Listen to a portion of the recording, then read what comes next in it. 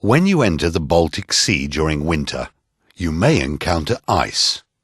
Are you prepared?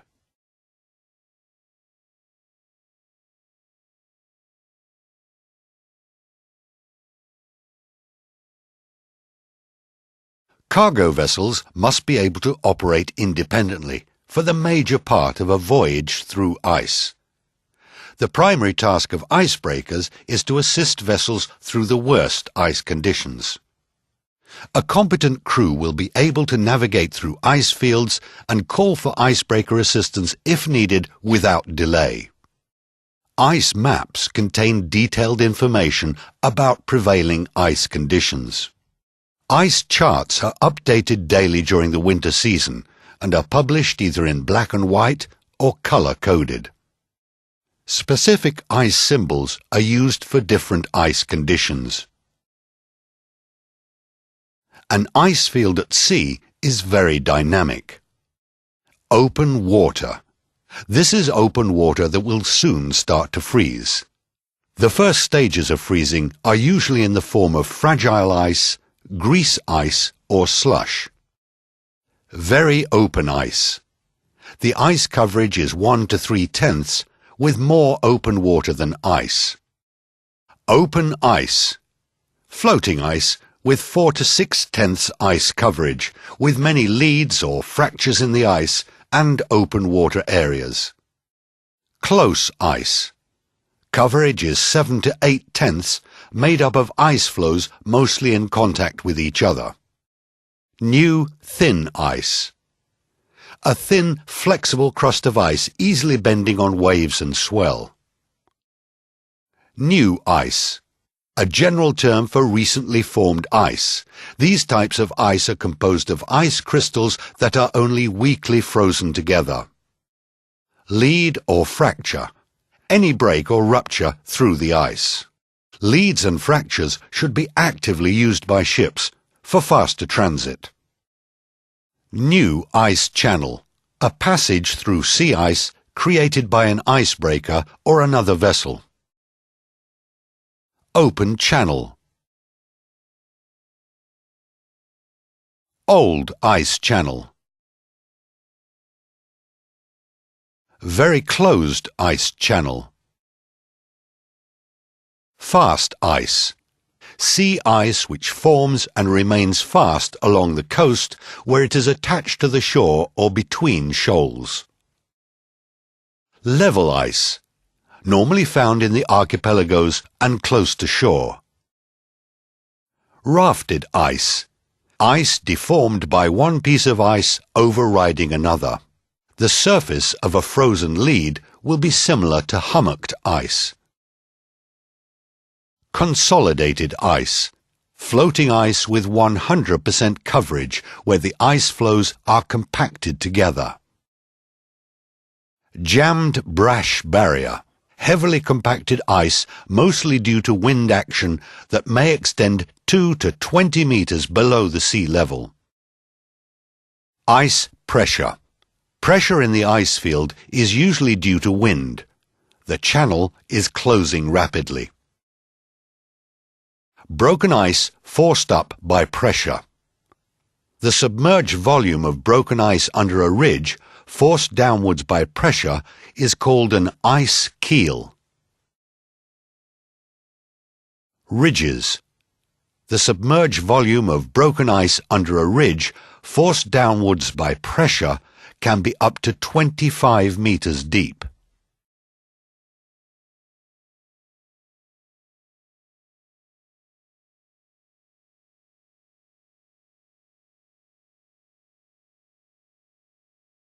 Baltic icebreakers typically have a power between 10 and 16 megawatts.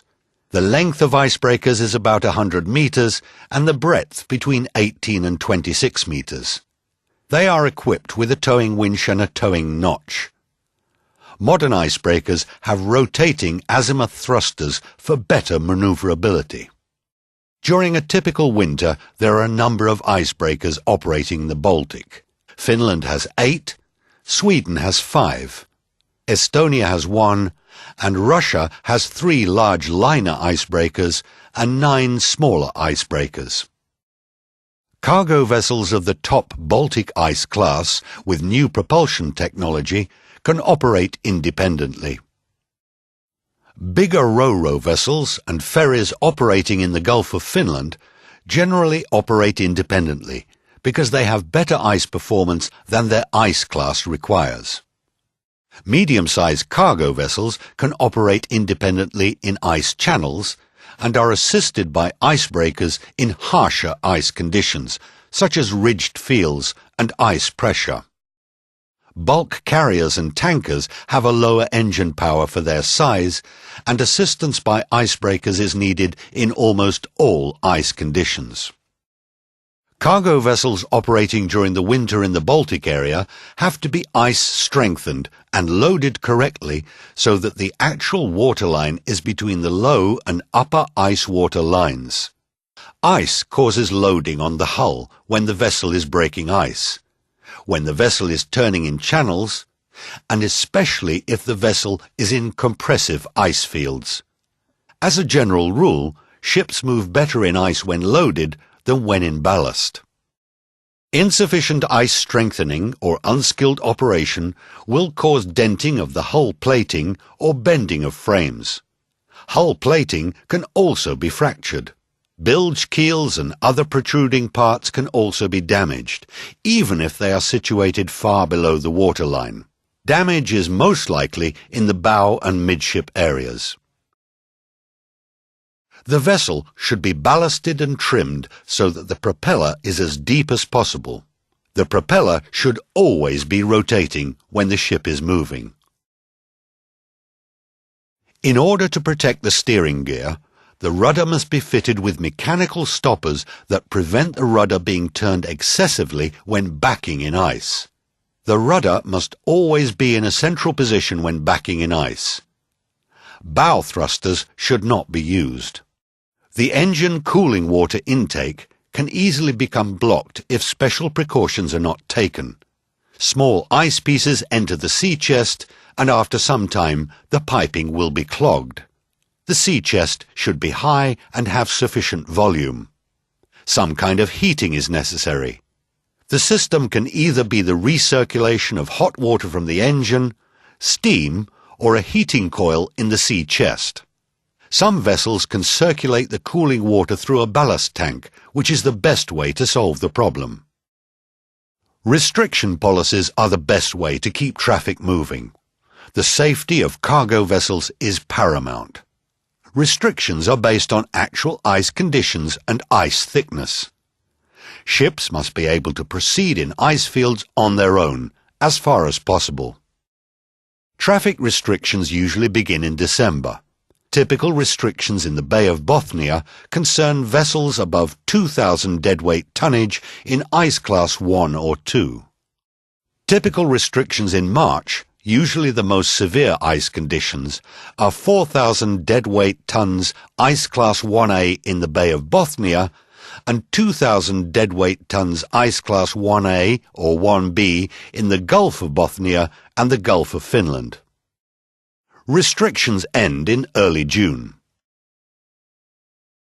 Typical midwinter Estonian restrictions are Ice Class 1C with propulsion power more than 2,000 kilowatts, and typical midwinter Russian restrictions are Ice Class LU1 or LU2 with more than 2,000 horsepower.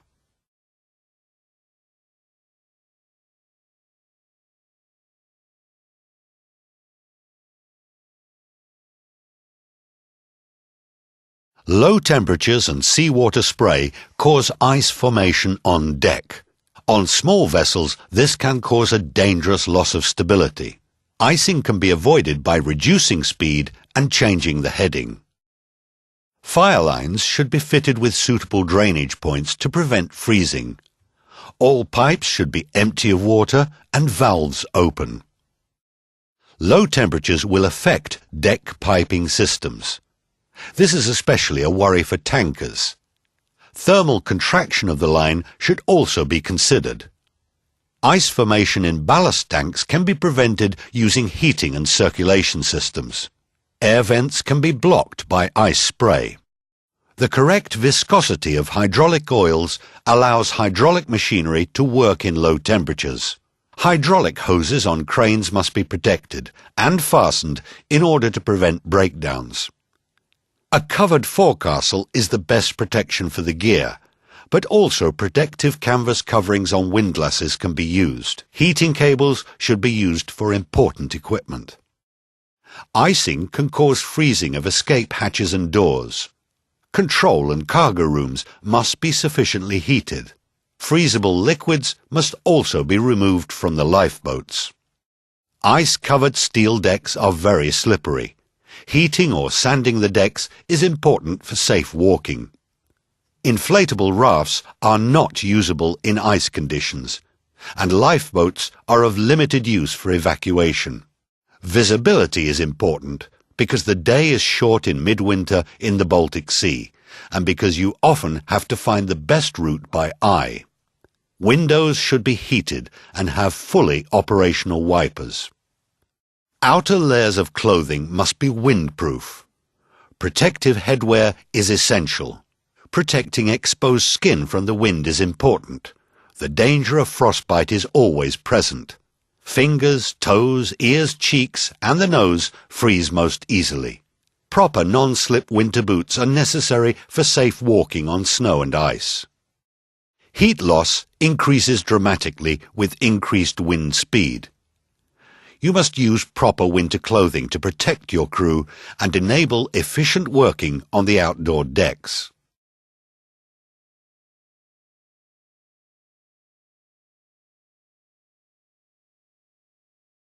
In winter conditions, vessels must keep close watch on their surroundings at all times. Look for and utilize leads and easier ice conditions. If your actual track goes through pack ice, you should find your way utilizing leads, patches of open water, and lighter ice conditions, avoiding any hard ice or thick ice flows. Note that large course alterations and deviations from the original track are often necessary, and the shortest route seldom is the fastest. The point of entry should be carefully selected.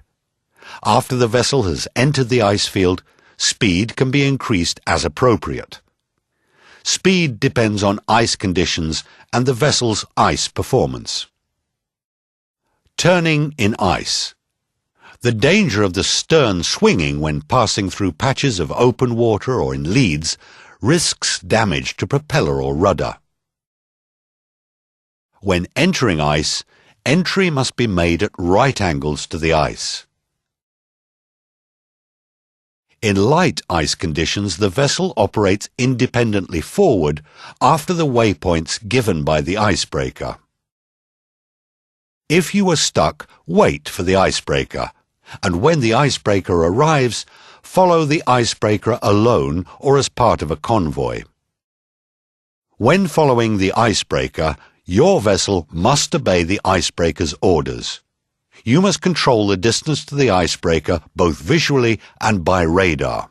If another vessel is following your vessel, you should inform her immediately about all changes of your speed on VHF, especially if your speed is rapidly decreasing and there is a risk of getting stuck and thus a risk of collision. Constant radio contact, using good English, between your vessel and the icebreaker is a must. All doubts and questions must be clarified immediately with the icebreaker. If there is no pressure in the ice and the channel stays open, a longer distance can be kept between the icebreaker and the assisted vessel.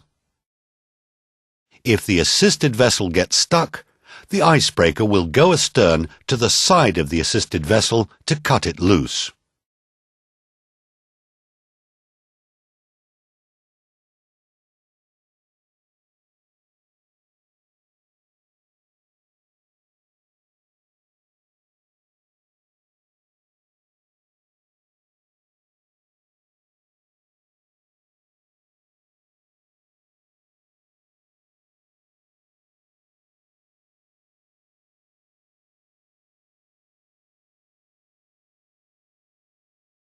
To successfully break out of the channel, your ship should try to find weak ice.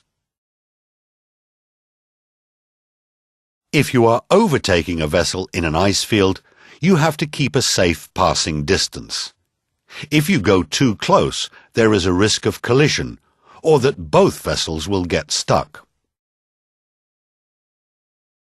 Sometimes there is a need to pass a vessel on the opposite course in the ice channel. In this case, one of the vessels uses the existing channel, the other has to make a new one. The stronger vessel is recommended to break out of the ice channel, while the vessel with less ice performance is recommended to stop and wait. Before this operation, you have to make a plan with the other vessel by using VHF on how both vessels are acting.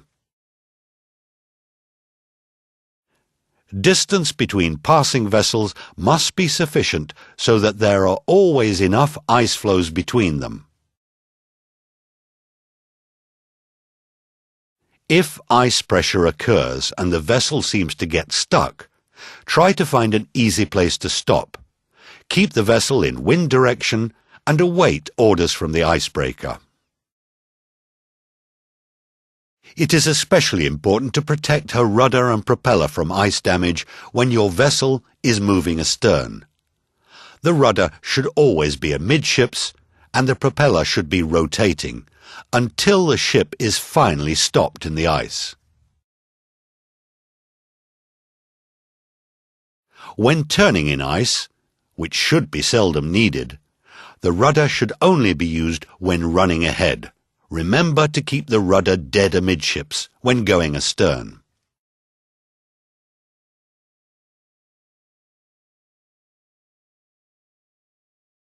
When the track is closing rapidly, the escorted vessel must keep a close and safe distance to the icebreaker or be towed if progress is to be made.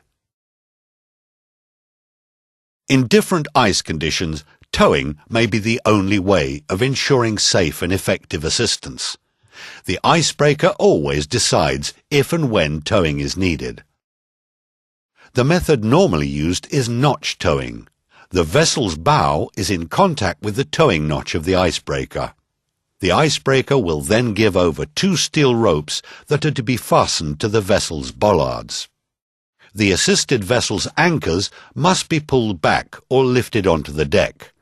Anchors located outside the hull can contact the towing notch and damage the rubber shield. There must be no protruding parts or any cutter at the bow of the merchant vessel that may damage the rubber shield of the towing notch. Vessels with a bulb are often a problem in winter navigation, especially in towing. Trimming is often the way to solve the problem. The icebreaker will inform you about any needed trimming. The icebreaker should be informed regarding the shape of the bulb. The icebreaker determines if notch towing is possible. The towed vessel is like a big rudder for the icebreaker. That's why it needs a helmsman who takes orders from the icebreaker to keep the towing straight. In some conditions, towing with a long cable, about 100 meters long, can be used. During towage, the assisted vessel uses its propulsion according to instructions from the icebreaker. The vessel in tow must use manual steering and try to stay in line with the icebreaker. The assisted vessel must be prepared to cast off the towing cable at any time. Sometimes the pilot embarks from the ice. In this case, a gangway or pilot ladder is rigged in the most convenient place. The pilot will tell the vessel where to stop. The ladder should extend down to sea level. Sometimes the pilot is transferred from the icebreaker. In this case, the icebreaker approaches the vessel, staying in the ice either by bow or by stern. The icebreaker transfers the pilot to the ship using landings or a crane. In the dark, the vessel uses her searchlights to find the ice channel. When the vessel is proceeding in convoy, It should be remembered that the light from the searchlight can easily blind the icebreaker or the vessel ahead. It's recommended to use lights below the bridge level for operation in snowing conditions. Reliable use of radar for ice navigation is a must. To get useful experience of radar in ice, it's recommended to use radar in good visibility in different ice conditions. 2 radars should be used, one for navigation and another for ice condition surveillance.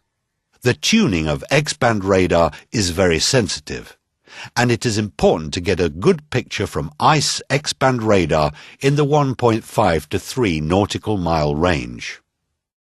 The pilot will give all necessary advice for harbour operations. During wintertime, port waters may be covered by broken or brash ice.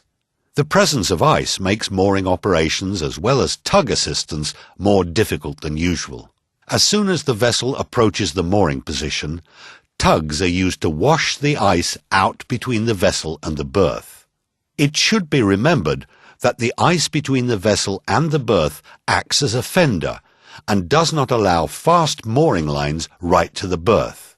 If the ice between the vessel and the berth is not washed out, the rigging of the ladder and cargo operations become more difficult. Have a safe and successful voyage.